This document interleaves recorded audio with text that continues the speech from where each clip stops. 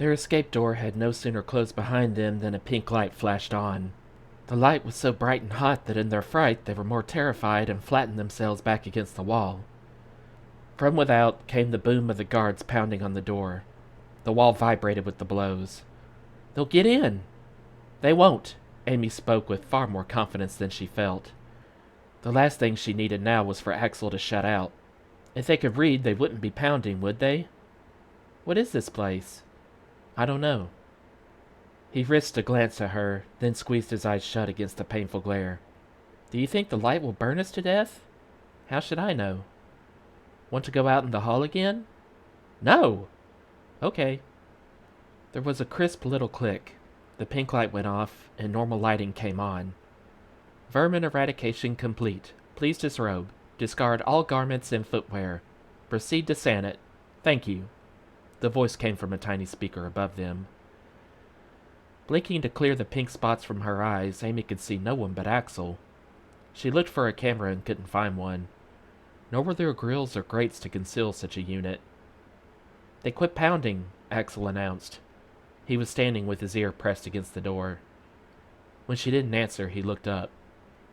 "What are you hunting?" "A watcher. I can't find any." "Really?" He almost smiled with relief. "Let me look." They were in a smooth white chamber.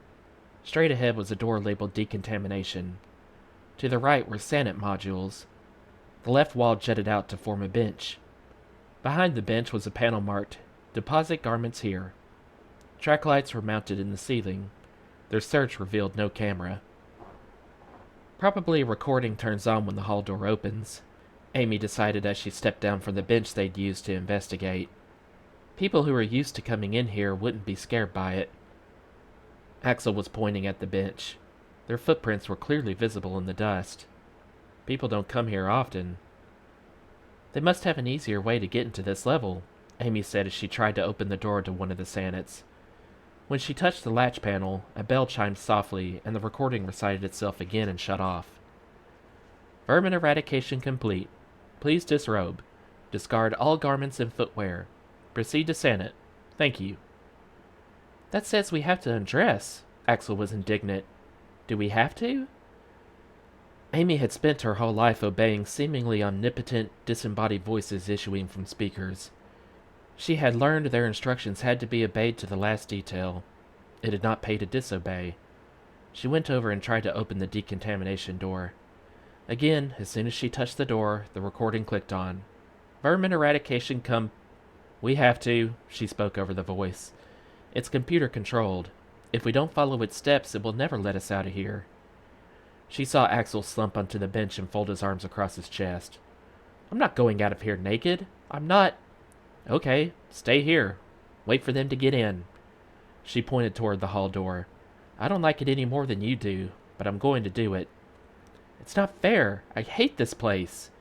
He took off his sandals and threw them at the disposal panel.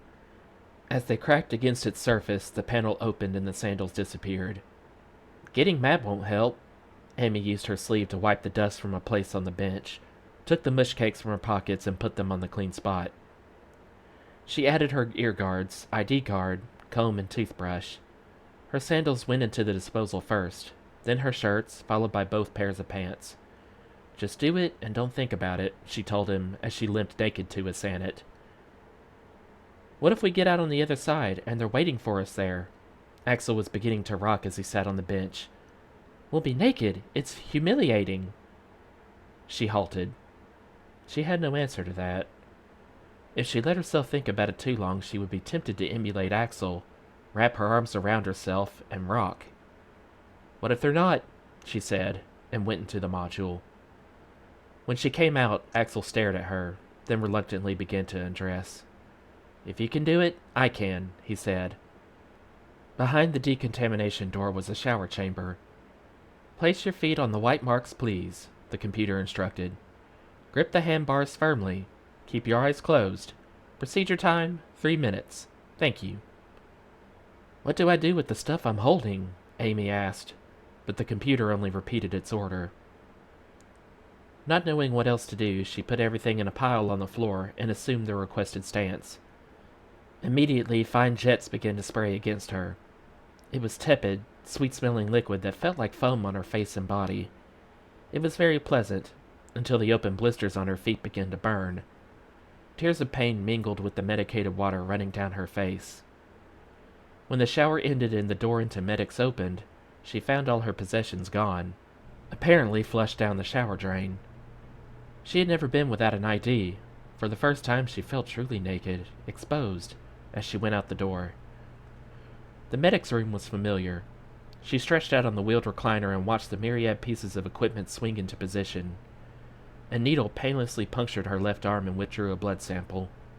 Seconds later, another needle entered with a nutrient tube attached. A roller-like instrument was working on her sore feet. The medical computer analyzed this body, determined it suffered from severe stress, and treated it accordingly. Amy never knew when the relaxant was given, and she went to sleep. She woke, expecting to be in her own bunk, and saw instead yellow walls painted with a strange design and a door marked Exit. She was in a room big enough to hold 6 recliners, but there were only 2. Her own and the one next to her where Axel slept. A soft white and gray striped blanket covered her, and she felt warm and comfortable. She yawned and shut her eyes, still too dopey to think much. Then, slowly, memory and fear returned and she sat up. Axel was sleeping with his hands clasped upon his chest, his mouth slightly open, snoring quietly. Between their 2 recliners was a chute, like those at the depot, and in the chute's receiving tray were packages. When she got out of bed to investigate the packages, a number of things happened. When she stood, her body interrupted a light beam and triggered the computer. "Good morning," a lulling voice said. "Today is June 9th. The time is 10:17 a.m. Please dress and exit at your earliest convenience. Thank you." As soon as the recording finished, the wall panel behind the recliner opened.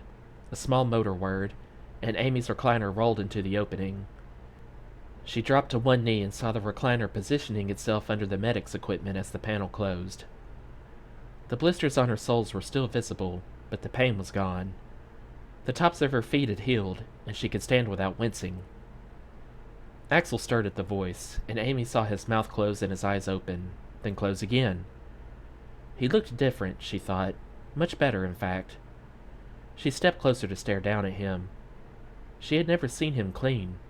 His hair, free of grime and oil, was a mass of shiny black curls. The injected nutrient in sleep made his skin glow. After months in the dimly lit city, his eyelashes had grown long and thick. He was pretty without all that dirt. Deciding to get dressed before he woke again, she opened one of the packages in the tray.